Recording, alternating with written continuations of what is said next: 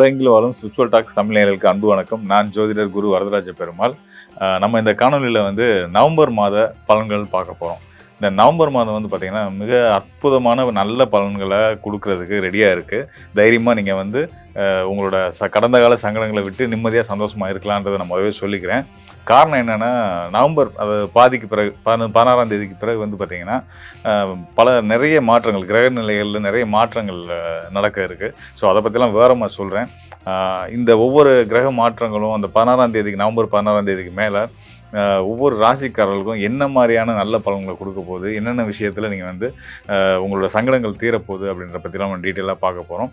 இதையும் தாண்டி நம்ம வந்து உலகியல் ஜோதிடம், அதாவது வானிலை பற்றி நம்ம பார்க்க போகிறோம்.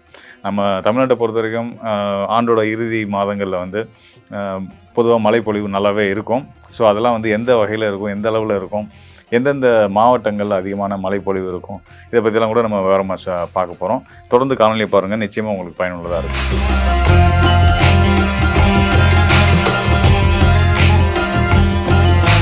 அன்புக்கும் பண்புக்கும் பணிவுக்கும் பெயர் போன அடையாளமாக இருக்கக்கூடிய ராசிக்காரர்கள் யார் அப்படின்னு கேட்டிங்கன்னா, 12 ராசிகளில் கணமூட்டி சொல்லலாம் மீன ராசிக்காரர்களில். உண்மையிலே மீன ராசிக்காரர்கள் வந்து பார்த்திங்கன்னா, நான் பெரியவன் அப்படின்ற ஒரு எண்ணம் இல்லாமல் எல்லாத்தையும் சக மனிதர்களாக தன்னை போலவே நினைக்கக்கூடியவங்களா இருக்கக்கூடியவங்க இந்த மீனராசிக்காரவங்க தான்.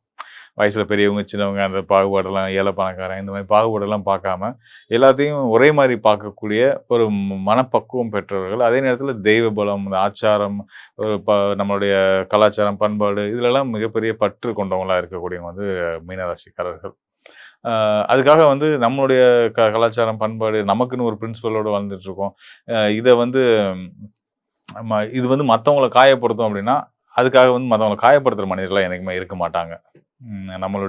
நம்ம அட்ஜஸ்ட் பண்ணி போய்க்கலாம், அடுத்தவங்களுக்கு எதுக்கு சங்கடம் கொடுத்துக்கிட்டு அப்படின்னு தான் நினைப்பாங்களே தவிர்த்து, தனக்காக மற்றவங்கள மாற சொல்லக்கூடிய எண்ணம் வந்து இந்த மீனராசிக்காரர்களுக்கு கண்டிப்பான முறையில் இருக்காது. அது மட்டும் இல்லாமல் யாரையும் பயக்கவும் மாட்டாங்க. அதாவது எதிரியாக நினைக்க கூட மாட்டாங்க. சொல்லப்போனால் எல்லாத்தையும் அன்பு பாராட்டக்கூடியவங்களாக இருப்பாங்க. இதெல்லாம் இந்த பண்புகள்லாம் இவங்களுக்கு, சிறப்பு பண்புகள்லாம் இவங்களுக்கு இருக்குது அப்படின்னு கேட்டிங்கன்னா, ராசிநாதன் யாருன்னு கேட்டிங்கன்னா, முழு சுபகிரகமான வியாழன். வியாழன் வந்து நல்லவங்க யாரையும் என்னைக்கு பாதிச்சிருப்பாங்க, அதெல்லாம் வாய்ப்பு கிடையாது. ஸோ அந்த மாதிரி வந்து மீனராசிக்காரர்களும் இயல்பிலேயே தன்னோட குணத்தில் வந்து எல்லாத்துக்கும் நல்லது செய்யணும், எல்லாரும் நல்லபடியாக இருக்கணும், எல்லாரும் சந்தோஷமாக இருக்கணும், யாரும் ஒருத்தரோடு அடிச்சுக்கிறாங்க, எல்லாரும் ஒத்துமையாக இருப்போம் அப்படின்றத தான் வந்து அதை தான் அவங்களோட வாழ்க்கையில் கடைப்பிடிச்சு வந்துட்டு இருப்பாங்க. அது மட்டும் இல்லாமல் இவங்களோட ஹாபின்னு என்ன சொல்லலாம் அப்படின்னா, அடுத்தவங்களை எப்படி நம்ம சந்தோஷமாக வச்சுக்கிறது, அடுத்தவங்களுக்கு தேவைகளை எப்படி நிறைவேற்றுறது, இதுதான் இவங்களோட ஹாபியாகவே வச்சுட்டு இருப்பாங்க. இவ்வளோ நல்ல பண்புகள் கொண்ட, இவ்வளோ நல்ல மனிதர்களாக வாழக்கூடிய இந்த மீனராசிக்காரர்களுக்கு வாழ்க்கையில் நிறைய பிரச்சனைகள் இருக்கும். அதெல்லாம் வந்து அதெல்லாம் ஒரு பக்கம் இருந்தாலும் கூட, மற்றவங்கள சந்தோஷமாக வச்சுக்கிறத தன்னோட சந்தோஷமாக எடுத்துக்கிட்டு வாழ்ந்துட்டு இருக்கக்கூடிய இந்த மீனராசிக்காரர்களுக்கு இந்த நவம்பர் மாதம் ஒரு விடிவு காலமாக இருக்குமா அப்படின்னு கேட்டிங்கன்னா, கண்டிப்பான முறையில் தைரியமாக இருக்கலாம். கண்டிப்பான முறையில் இந்த நவம்பர் மாதம் உங்களுக்கு நல்ல பலன்களை கொடுக்க போகுதுன்றதை நான் சொல்கிறேன். என்னென்ன வகையில் அப்படின்னு பார்த்தீங்கன்னா, என்னென்ன மாற்றங்கள் முதல்ல நடக்க போகுதுன்றதை பார்ப்போம். அதாவது நவம்பர் 1 தேதியே வந்து பார்த்திங்கன்னா, ராகு வந்து தன்னுடைய சொந்த நட்சத்திரத்தில் அமரப்போகுது. இப்போ எங்கே இருக்கார் ராகு, எங்கே இருக்காருன்னா, உங்கள் ராசிக்கு 12ஆம் இடமான கும்ப ராசியில் உங்களுடைய ராசிநாதனான குருவுடைய புரட்டாதி நட்சத்திரத்தில் இருந்துகிட்ருக்கார். புரட்டாதி நட்சத்திரம் சுபகிரகம், குருவுடைய நட்சத்திரம், உங்கள் ராசிநாதனுடைய நட்சத்திரம், அந்த வகைக்கு ராகு 12ல் இருக்கிறது தொந்தரவு இல்லை. ஆனால் 1ஆம் தேதி என்ன ஆகுதுன்னா, தன்னோட சொந்த நட்சத்திரத்தில் வரப்போ சதய நட்சத்திரத்துக்குள்ளே ராகு வரப்போகிறாரு. பொதுவாக ஒரு ராசிக்கோ லக்னத்துக்கோ ஒரு அசுப கிரகம் 12ஆம் இடத்துல இருக்குது, அது சனியோ ராகுவோ செவ்வாயோ சூரியனோ யாராக இருந்தாலும் சரி, ஒரு அசுப கிரகம் வந்து 12ஆம் இடத்துல இருக்குது அப்படின்னா, அது வந்து நிறைய சிக்கல்களுக்கு ஒரு அடையாளத்தை நம்ம அடையாளமாக எடுத்துக்கலாம். அதாவது என்னென்ன மாதிரியான குறிப்பாக சொல்லணும்னா, வீண் விரயங்கள், அலைச்சல்கள், போராட்டங்கள் இருந்துகிட்டே இருக்கும், நமக்கான சரியான மரியாதையோ அங்கீகாரமோ கிடைக்காது, இந்த விஷயங்கள்லாம் இருக்கும். அதை தாண்டி பர்சனல் லைஃப்பில் கணவன் மனைவி உறவுலையுமே நிறைய சிக்கல்கள் வந்து 12ஆம் இடத்துல இருக்கக்கூடிய அசுபங்கள் செய்யும் அப்படின்றதையும் நீங்கள் தெரிஞ்சுக்கணும். நேரத்துக்கு சாப்பிட முடியாது, நேரத்துக்கு தூங்க முடியாது, தூங்குனாலும் நிம்மதியாக தூங்க முடியாதுன்ற அளவுக்கு தான் வந்து இந்த 12ஆம் இடத்துல அசுபகிரக தொடர்பு இருந்தால் செய்யும். பொதுவாக அசுபகிரகம் இருக்கக்கூடாது அப்படின்றது தான் நம்ம, அது போக வீண் விரயங்கள் நம்ம சொல்கிறோம் இல்லையா, அது வந்து சிலருக்கு வந்து இந்த மது, இது மாதிரி போதை வஸ்துக்களில் செலவு பண்ணுற மாதிரியெல்லாம் கொண்டு போய் விட்டுரும்.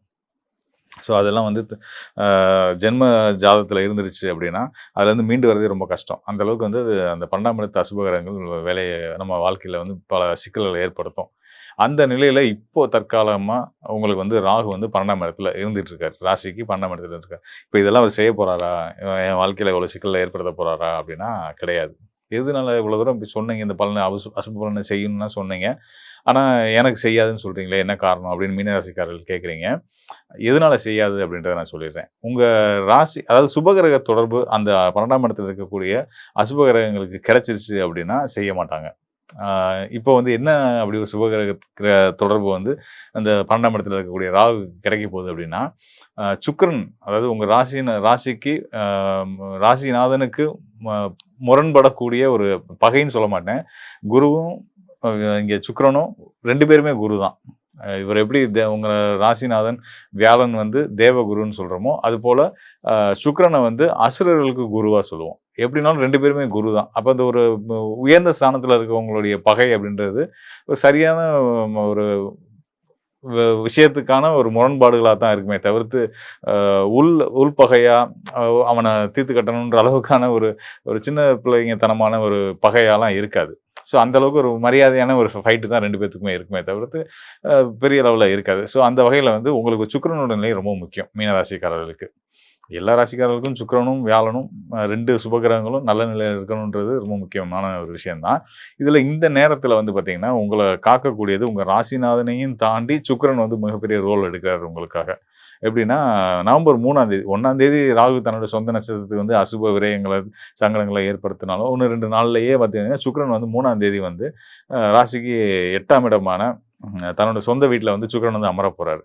சுக்கிரனுடைய தொடர்பு வந்து 8ஆம் இடத்துல அமர்றதுனால, 8ஆம் இடத்துல இருக்கக்கூடிய சுக்கிரன் உங்க ராசிக்கு 12ஆம் இடத்துல இருக்கக்கூடிய ராகுவுக்கு திரிகோண தொடர்புக்கு வராரு. ஒரு சுபகிரக தொடர்பு வந்துருச்சு அப்படின்னாலே வந்து, உங்களுக்கு வந்து ஒரு நல்ல மாற்றங்கள் நடக்க போகுது அப்படின்னு அர்த்தம். அதாவது நீங்க வந்து வெளியூர் போறது, வெளியூர் பயணம் பயணம் போயிட்டீங்க. அதாவது வெளிநாடு, வெளி மாநிலம் அப்படி கூட எடுத்துக்கலாம்.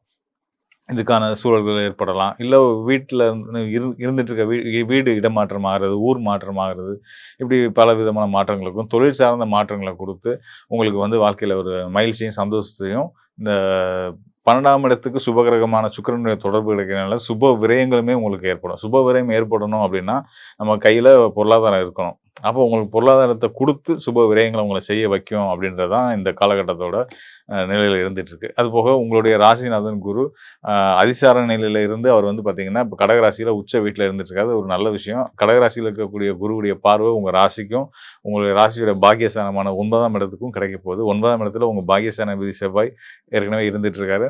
அவரோட ராசிக்கு இப்ப நவம்பர் 16ஆம் தேதி உங்களுடைய ராசிக்கு 6ஆம் இடத்துக்கு அதிபதியான சூரியனும் நீச நிலையிலிருந்து வெளிப்பட்டு, அவரும் வந்து 9ஆம் இடத்துல சேரப் போறாரு. இந்த 9ஆம் இடத்துல செவ்வாய், சூரியன் சேர்க்கை நல்ல மாற்றத்துக்கு அடையாளமா சொல்லப்படும். இந்த மாற்றம் நல்ல மாற்றமா இருக்குன்றதுக்கு காரணமா நம்ம வந்து குருவுடைய பார்வையை சொல்லலாம்.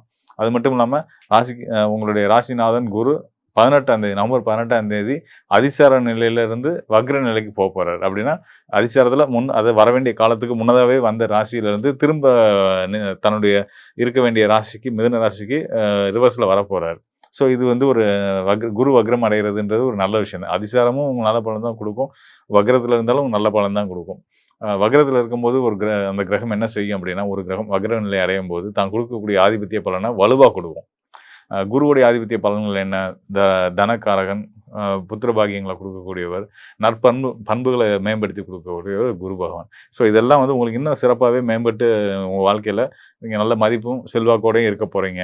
கௌரவ பொறுப்புகள் தேடி வரப்போகுது. ஏன்னா, இங்க குரு சூரியன், செவ்வாயோட திரிகோண தொடர்புல வர்றதுனால, கௌரவ பொறுப்புகள் உங்கள தேடி வந்து வரப்போகுது அப்படின்றதுக்குமான அடையாளமா இந்த நவம்பர் மாதம் இருக்க போகுது அப்படின்றத நம்ம தெரிஞ்சுக்க முடியுது. கண்டிப்பான முறையில இந்த நவம்பர் மாதத்துல உங்களுக்கு மன மகிழ்ச்சியும், மரியாதையும் நீங்க எதிர்பார்த்த செல்வாக்கும் கிடைக்கும் அப்படின்றத நான் உறுதியா உங்களுக்கு நான் சொல்றேன். மேலும் பார்த்தீங்கன்னா, இந்த நவம்பர் மாதம் வந்து நிறைய நம்ம முன்னாடி சொன்ன மாதிரி நிறைய மாற்றங்கள் இருக்கு. நிறைய முக்கியமான மாற்றங்கள் இருக்கு. அதாவது பெரிய கிரகங்கள்னு சொல்லக்கூடிய எல்லாமே ராகு, சனி, குரு ஒவ்வொருத்தவங்களும் அதிசாரத்திலேருந்து வக்ரத்துக்கு போறது, சனி வந்து வக்ர நிவர்த்தி அடையிறது, ராகு தன்னுடைய சொந்த நட்சத்திரமா சதயத்துக்குள்ள வர்றது. சூரியன் நீசத்திலேருந்து நீச பங்கத்துக்கு வர்றது. ஸோ இப்படி சுக்கிரன் முக்கியமா சொல்லணும்னா சுக்கிரன் அவர் வந்து சுகபோகக்காரகன். அவர் நீசத்திலேருந்து அவர் வெளிப்படுறது. ஆக நல்ல விஷயங்கள் நெறைய இருக்கு. அதே நேரத்தில வந்து சில இது இப்ப நம்ம சொல்றது வந்து பார்த்தீங்கன்னா, வாக்கிய கணிதம் அடிப்படையிலான கோச்சார பலன்கள். இந்த கோச்சார பலன்கள் வந்து பார்த்தீங்கன்னா, உலகியல் ஜோதிடத்தையும் நம்ம கணக்குல எடுத்துக்க வேண்டியிருக்கும். ஸோ அந்த அடிப்படையில ஒரு நல்ல விஷயம் என்னன்னா, சூரியன், செவ்வாய் சேர்க்கை ஆறாங்க. க க சனி, ராகுக்கு கேந்திரத்தில வர்றாங்க. இதெல்லாம் இருக்கும்போது ஒரு பிரச்சனைக்குரிய அமைப்பு தான். அதாவது என்ன மாதிரியான பிரச்சனைகள ஏற்படுத்தும் அப்படின்னு கேட்டீங்கன்னா, அ போர், பதட்டம், உணவு பஞ்சம் இந்த மாதிரியான பிரச்சனைகள்லாம் வந்து சனி, செவ்வாய், சூரியன், கேது, சூரியன், செவ்வாய் இவங்கலாம் வந்து பார்த்தீங்கன்னா, கேந்திர நிலையில வரும்போது ஏற்படும். இந்த சூரியன், செவ்வாய்க்கு குரு பார்வை இருக்கிறனால நம்ம இந்த மாரி பெரிய அசுப அதாவது இந்த போர், இந்த மாரி பஞ்சம், இந்த மாரி விஷயத்த நம்ம நடக்கும்ன்றது சொல்ல முடியாது. ஆனா, கண்டிப்பான முறையில அ ம் ஒரு என்ன சொல்றது, மிகப்பெரிய வெள்ளம், பெருவெள்ளம், அ இயற்கை சீற்றங்கள் இதெல்லாம் வந்து இதுக்கான வாய்ப்புகள் நெறைய இருக்கு. அ மித்தபடி வந்து நம்ம பயப்படுற மாரி இந்த போர் பதட்டங்களோ அது குறிப்பிட்ட பகுதியில உலகத்துல எங்கேயோ கண்டிப்பா இருக்க தான் செய்யும். எப்பயுமே தொடர்ந்து இருக்கக்கூடிய நாடுகளே கூட உண்டு தான். உலக அளவில் அளவுல. ஸோ அதெல்லாம் தாண்டி இந்த குறிப்பிட்ட காலகட்டத்தில புதுசா எதுவும் பிரச்சனைகள் கிளம்புமா? பெரிய போர் அந்த மாதிரி பிரச்சனைகள் வருமா? அப்படிலாம் வர வாய்ப்பு கிடையாது. பஞ்சம் வர வாய்ப்பு கிடையாது. இந்த கிருமிகள் அதாவது இந்த கொரோனா மாரியான பிரச்சனைகளுக்கு வருமா? அப்படின்னா அப்படிலாம் பயப்பட வேண்டியது இல்ல. அதாவது இந்த நவம்பர் மாதத்துல இல்ல. நம்ம டிசம்பர் மாதம் பலன்கள்ல நம்ம அத பத்தி என்னன்றதுன்னு டீட்டெயிலா பார்ப்போம். ஆனா, இந்த நவம்பர் மாதத்துல வந்து பார்த்தீங்கன்னா, கண்டிப்பான முறையில அ பெருவெள்ளம், மழை இதெல்லாம் இருக்கு. அதனால சில இந்த சில்லறை வியாபாரிகள், இந்த தினசரி வியாபாரிகளுக்கெல்லாம் வந்து ஒரு சில பாதிப்புகள் ஏற்படுறதுக்கான வாய்ப்புகள் உண்டு. சிறு வியாபாரிகளுக்கெல்லாம் பாதிப்புகள் ஏற்பட வாய்ப்பு உண்டு. ஸோ இதெல்லாம் கூட இருக்கு. இதெல்லாம் குறிப்பா எந்த பகுதியில இருக்கும்? தமிழ்நாட்ட பொறுத்தவரைக்கும் பார்த்தீங்கன்னா, வடமேற்கு மாவட்டங்கள்னு சொல்லக்கூடிய திருவண்ணாமலை, வேலூர், ஆ கிருஷ்ணகிரி, தருமபுரி இந்த மாவட்டங்கள், அப்புறம் சேலத்தோட ஒரு சில பகுதிகள், கள்ளக்குறிச்சி இந்த மாவட்டங்கள்லாம் கூட வந்து கொஞ்சம் நல்ல கனமழைகள் இருக்கறதுக்கான வாய்ப்புகள் வந்து இந்த நவம்பர் மாதத்திலேயே இருக்கு. இந்திய அளவுல அப்படின்னு பார்த்தீங்கன்னா, உத்தரப்பிரதேசம், உத்தரகாண்ட், குஜராத்ல நல்ல மழைப்பொழிவும், இயற்கை சீற்றங்கள் இருக்கும். உத்தரகாண்ட்லயும் கூட மலைச்சரிவு இந்த நல்ல மழைப்பொழிவும், மலைச்சரிவு இந்த மாதிரியான அங்க ரெகுலரா நடக்கிறது தான். அது இந்த மாசம் வந்து கண்டிப்பான முறையில நடக்கும். ஸோ இந்த மாரி பயணங்கள் வெளி மாவட்ட பயணங்கள் இதெல்லாம் வந்து திட்டமிடுறவங்க, இதெல்லாம் கொஞ்சம் கவனிச்சு நீங்க பண்ணிக்கிறது நல்லது. உலகளாவிய அளவுல பார்த்தீங்கன்னா, மேற்கத்திய நாடுகள் அதாவது லண்டன், யுகே, அ அதோட தொடர்புடைய ஜெர்மன் இந்த மாதிரியான நாடுகள்லயும் வந்து பார்த்தீங்கன்னா, பெருவெள்ளம், மழை இதெல்லாம் வந்து கண்டிப்பான முறையில எனது மலை கிரகங்கள்னு சொல்லக்கூடிய சனி, சுக்கிரன் தொடர்புலாம் வருது. ஸோ அது அப்புறம் செவ்வாயோட கனெக்ஷன்ஸ் எல்லாமே இருக்கிறதுனால, கண்டிப்பா வந்து நெறைய புயல் சின்னங்கள் இதெல்லாம் வந்து மழைப்பொழிவு அதிகப்படுத்தி ம் ஒரு விஷயம் நான் உறுதியா சொல்லலாம். இந்த இந்த ஆண்டு நம்ம ஆடி நம்ம பட்டம் வச்சு நம்ம பார்க்கும்போது வந்து பார்த்தீங்கன்னா, நல்ல மழைப்பொழிவு இருக்கும். அதனால வந்து விவசாயம் செழிக்கும் அப்படின்றது வந்து நம்ம தெரிஞ்சுக்க முடிஞ்சுச்சு. ஸோ அதுக்கு அடையாளமா தான் இந்த மழை அக்டோபர்லேருந்தே மழை ஆரம்பிச்சு, இப்ப நவம்பர்லயுமே ரொம்ப சிறப்பான மழைப்பொழிவு இருக்கும் அப்படின்றத நான் வந்து உறுதியா சொல்லிக்கிறேன். இது வந்து நம்ம கோச்சார அடிப்படையில உங்க ராசிக்கு நீங்க எடுத்துக்கங்க. நம்ம பலன் சொல்லியிருந்தோம். அது போக இந்த உலகியல் நிலை வானிலைய பத்தி நம்ம பார்த்துருக்கோம். ஜோதிடமும் பார்த்துருக்கோம். இதெல்லாம் வந்து தாண்டி உங்களுடைய தனிப்பட்ட ஜாதகத்த உங்களோட தனிப்பட்ட ஜாதகத்துல உங்களோட எதிர்காலம் எப்படி இருக்கு? உங்களோட தொழில் அமைப்புகள் எப்படி இருக்கு? உங்க குடும்ப அமைப்புகள் எப்படி இருக்கு? அது ஆரோக்கியம், கடன் இந்த மாதிரியான விஷயங்கள பத்தி இன்னும் தெளிவா தெரிஞ்சுக்கணும் அப்படின்னா, இந்த டிஸ்ப்ளேல இருக்கக்கூடிய என்னுடைய எண்ணுக்கு நீங்க வந்து உங்களுடைய ஜனன ஜாதகத்தோட தொடர்பு கொள்ளுங்க. கண்டிப்பான முறையில உங்களுக்கு ஒரு நல்லதொரு வழிகாட்டுதல நம்ம குடுக்கலாம். நன்றி, வணக்கம் நண்பர்களே. மீண்டும் ஒரு நல்ல நிகழ்ச்சியில் சந்திப்போம்.